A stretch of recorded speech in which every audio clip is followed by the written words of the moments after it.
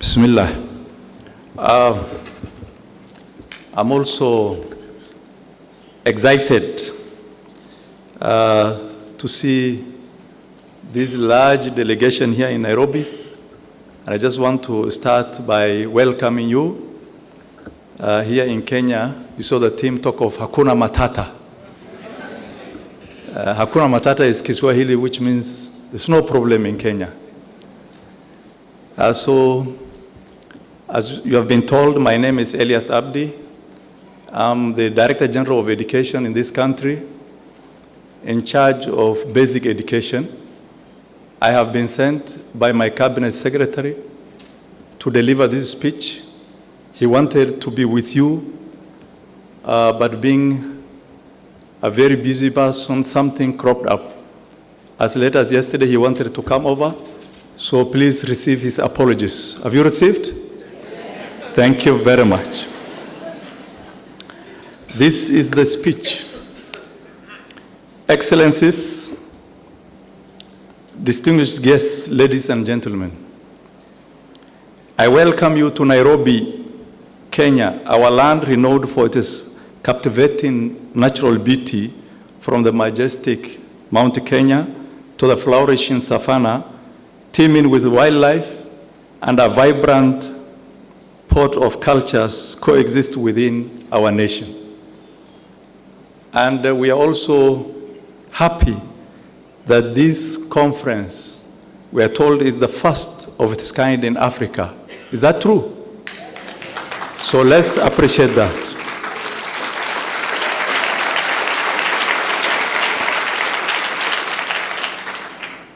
This conference is also taking place next to one of our national heritage in this country, the Nairobi National Park, just across here.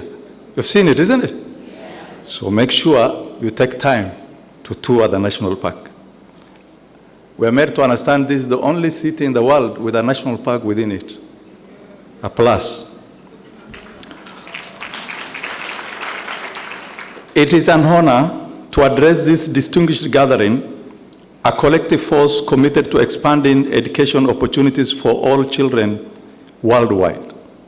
Your commitment to quality education, backed by your unwavering belief in the transforming power of learning, is the key to unlocking a brighter future for countless young minds across the globe.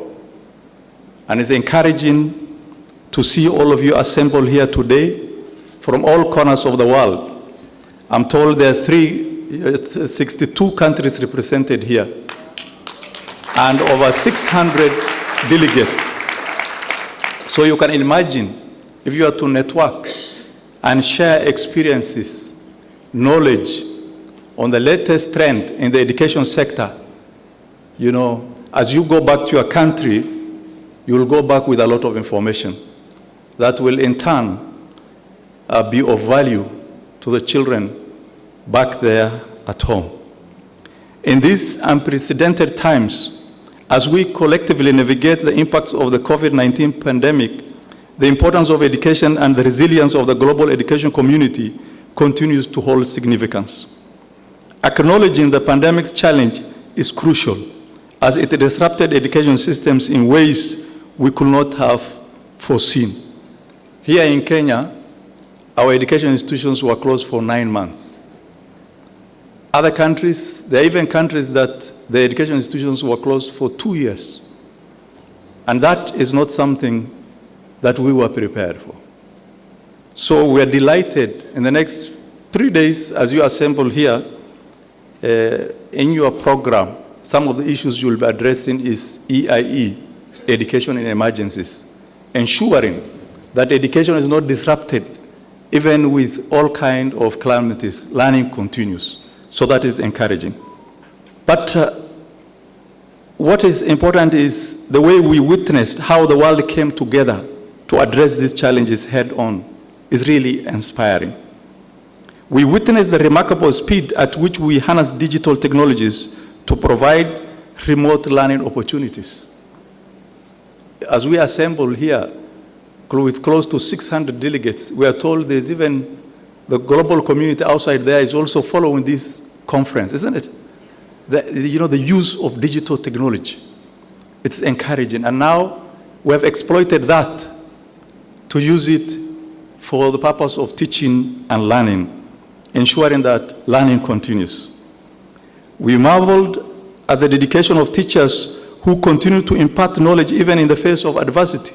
Moreover, the pandemic underscored the need for resilience, adaptability, and inclusivity in the education system.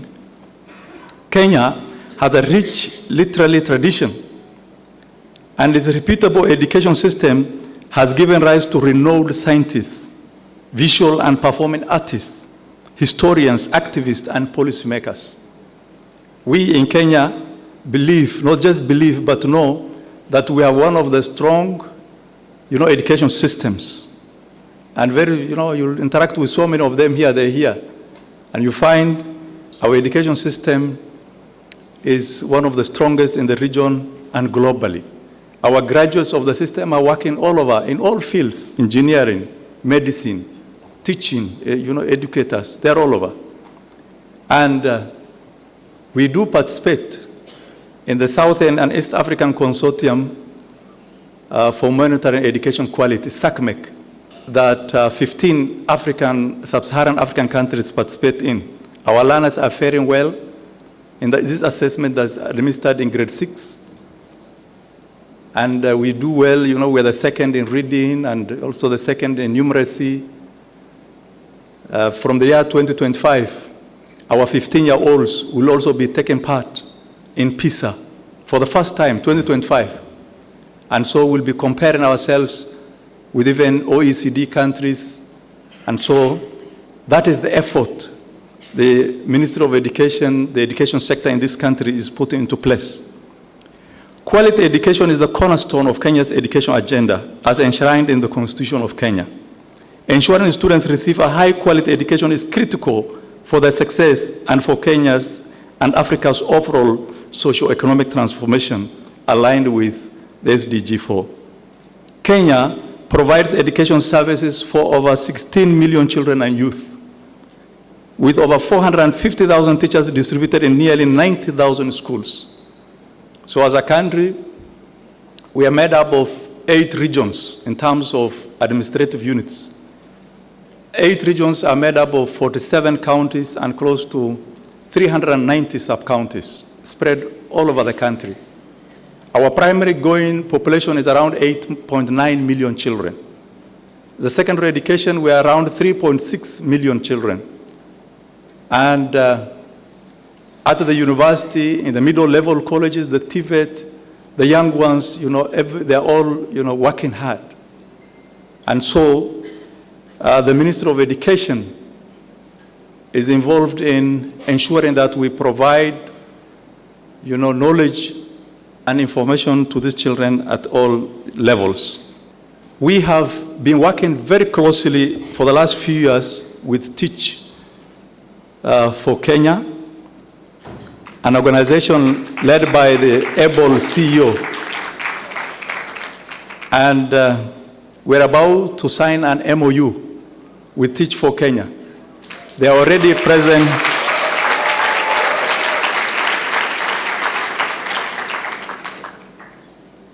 They are already present in a number of schools, and a number of effort is being made. You saw the young ones here who are, leading in form of the Master of Ceremony.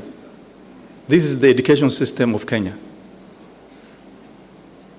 And so we are glad that you've come together here, and we're looking forward to the resolutions of this conference, the report of this conference. And all I just want to assure you on behalf of my minister is that we are there to work with you, to partner with you, to advance the interests of our young ones, so that we're able to produce graduates who are able to face the challenges of the world. Ladies and gentlemen, Kenya's education sector is incredibly diverse, complex, and demanding, necessitating multi-sectoral collaboration to effectively address the diverse needs of learners. We encourage new government and non-governmental organizations' partnership, including Teach for All.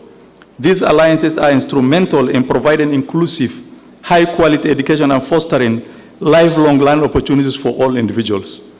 I commend the outstanding work accomplished by Teach for Kenya. The Minister of Education fully acknowledges and appreciates the significance of these efforts, underscoring our unwavering commitment to supporting and working with them.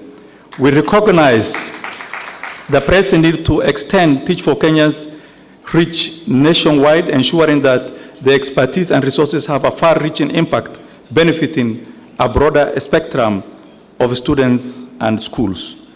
Teach for Kenya actively addresses critical education challenges through its initiatives and champions this multi-sectoral approach by recruiting fellows from diverse academic backgrounds. This approach provides the unique lenses required to develop solutions to remove the numerous barriers preventing Kenyan children in underserved communities from unlocking their potential. The impact of their work has been felt in various communities, including here in Nairobi, Kisumu County, and with plans to extend their reach to Machakos County in the year 2024. Notably, the Ministry of Education has committed its organizational structures to provide access and assistance in identifying schools with the highest need. These schools are chosen as placement centers for Teach for Kenya fellows who play a pivotal role in enhancing learning outcomes over the course of 2 years. Moreover, we are dedicated to supporting the monitoring and evaluation of the program. This commitment ensures that we have the necessary data and insights into continuously improve its programs, making it even more effective in achieving its mission. Together, these collaborative efforts are making a significant impact on the education landscape in Kenya, driving positive change and improving educational outcomes for the benefit of all. So please, let's appreciate Teach for Kenya. Let's appreciate them.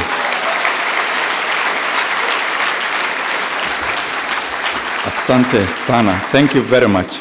Kenya's education landscape has undergone a substantial transformation marked by a commitment to broadening access to education. It's now 20 years since we introduced free primary education. This is a country that lives up to the requirements of its constitution in providing free and compulsory basic education. Moreover, Kenya has diligently worked towards addressing issues of gender parity and inclusivity within the educational framework. In terms of gender parity, we are almost there. There are some regions of this country where the girl child is still way behind. There are emerging issues, regions in this country where the boy child is now facing challenges, but as a country, we have taken it upon ourselves and addressing those challenges. The government of Kenya has focused on 3 key thematic areas within the realm of education. That is access, the quantity part of it, availing the schools, the education opportunities, equity, ensuring that all the children are reached and no one is left behind, and quality and relevance, what takes place in the classroom. Yes, it is good to send children to school, but we keep on asking ourselves, are the children learning? In the class, what takes place? This is an area we work closely with Teach for All. These 3 pillars are the foundation for the country's education development efforts. It is crucial to highlight the ongoing efforts to enhance education, particularly in numeracy, literacy, life skills, and industry-relevant competencies. Various policy reforms have been implemented to achieve these goals. And one significant reform is the adoption of the competence-based curricula, ensuring that we don't just teach subject matter, those topics. If it is mathematics, for example, it's not just about quadratic equations or trigonometry in high school or any other topic, but also infusing the aspects of the soft skills, the 21st century skills. And this is why the CPC, the competence-based curriculum, has come in handy. CPC is designed to nurture the potential of every learner by ensuring that they acquire the essential competencies as outlined in the Kenya's basic education curriculum framework. The reality of the matter is that no child is a failure, isn't it? There's no child who's a failure. It's only maybe us, the adults, have failed to tap the potential of every child. And therefore, we must ensure that every child is given the opportunity that he or she needs. Notably, CPC strongly emphasizes formative evaluation over summative assessment methods. The idea of assessing an 8-year schoolwork only in 2-3 days, giving an examination, is no longer tenable. We have to work with this child from the day the child is enrolled in school up to until, at the end of the system, to gauge the child in terms of evaluation. But the examination scores are not the only thing. The child has other potentials. As of 2023, our pioneer class of the competence-based curriculum cohort has transitioned to junior school. This transition marks a pivotal moment in implementing the competence-based curriculum, which is dedicated to fostering the development of 7 core competencies, including communication and collaboration, critical thinking and problem solving, imagination and creativity, citizenship, learning to learn, self-efficacy, and above all, digital literacy. By strongly emphasizing formative evaluation, we can support learners early in their education journeys and ensure they are equipped with the skills and knowledge needed for success in today's dynamic world. In the spirit of Teach for All global network, we recognize the importance of continuous improvement in the education and remain committed as a government to fostering the growth and development of learners through initiatives like the competence-based curriculum and the thoughtful application of evaluation methods. I applaud once again on behalf of the government of Kenya, Teach for All and its network for the outstanding commitment to providing millions of children with access to education, support, and the opportunities they need to thrive.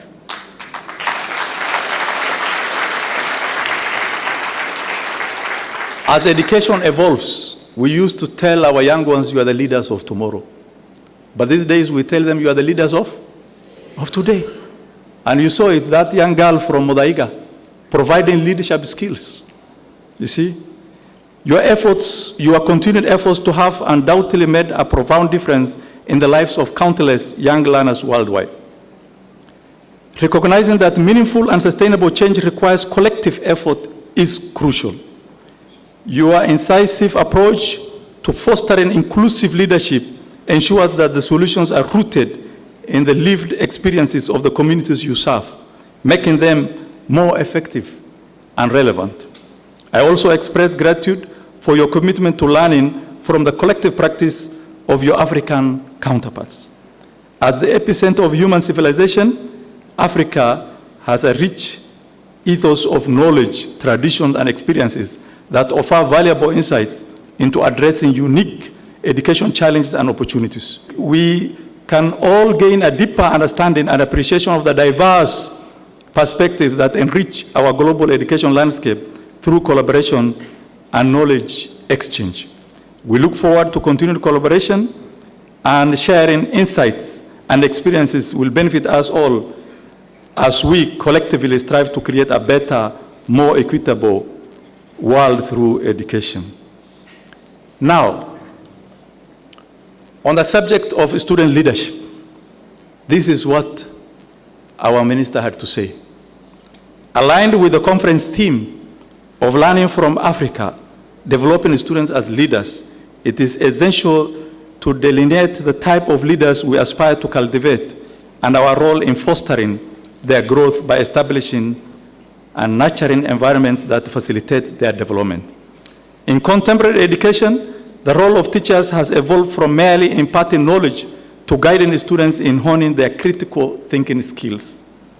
So we no longer talk of the teacher of the talk and chalk, but the teacher who, produces leaders. The overarching objective of the student leadership is to motivate these future leaders to instill culture of ownership, collaboration, and community both within the classroom and beyond. The process of student leadership development is instrumental in equipping students with the skills that will serve them well into adulthood. An effective way to ignite this passion is by affording students with the opportunity to engage in courses that genuinely resonate with them. This approach embodies the essence of holistic education. Students in Africa actively engage in leadership roles within their communities. They lead various initiatives, including community development projects like cleanup drives, tree planting campaigns, and the construction or renovation of public facilities, such as schools and community centers. Additionally, they form advocacy groups to tackle pressing issues such as climate change, health care, and clean water. These groups conduct awareness campaigns, engage with local authorities through lobbying efforts, and mobilize resources to effect meaningful change. We can emulate the spirit of resilience and innovation. On the issue of sustainability in education, Africa has a key role to play in championing sustainability efforts on a global stage. And this begins with recognizing the role that education plays. The world is battling climate change, and the younger generations will be most affected by its consequences. Therefore, it is imperative that Africa as a continent takes proactive steps to lead the way in sustainability efforts by centering and harnessing the potential of its younger generations to drive lasting change. So, in conclusion, the path ahead may be challenging, but it's encouraging that, united in purpose, we have the power to shape a brighter future for all.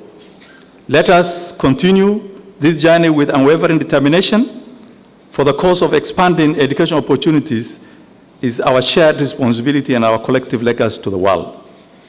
Teach for all. The world talks of education for all, isn't it?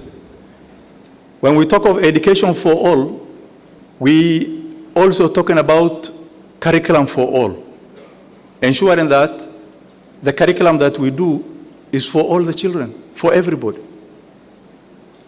That when we talk of teach for all, that in a classroom situation, we teach every child, not just a few.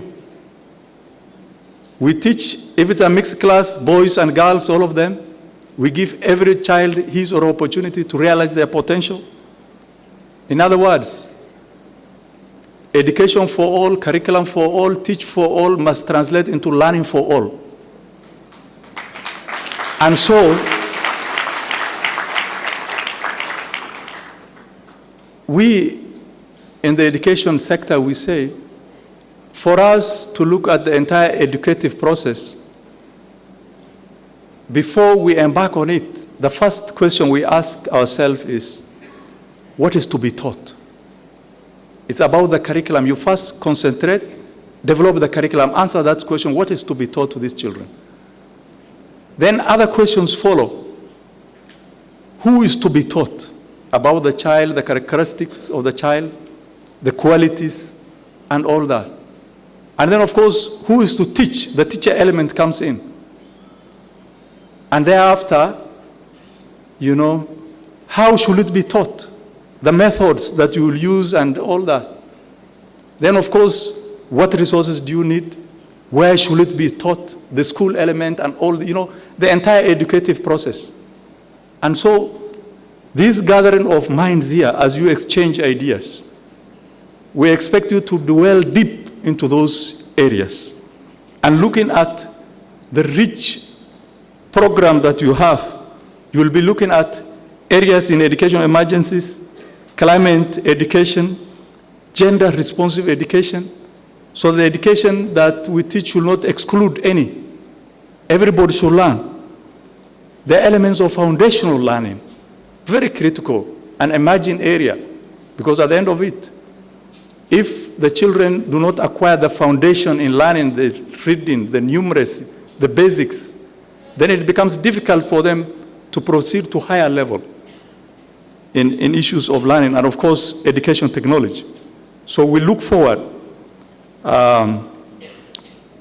to all those deliberations that you will have in this conference for the next 3 days.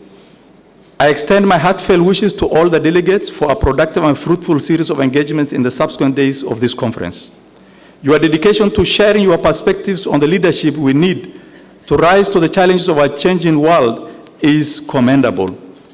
And therefore, this is very essential. So, on behalf of our Cabinet Secretary, of the Ministry of Education, it's now my humble duty to declare this 3 days conference organized by Teach for All Global Network and of course hosted by Teach for All Kenya chapter officially open. Karibuni and welcome Kenya. Asanteni sana na Mungu awabariki. Thank you.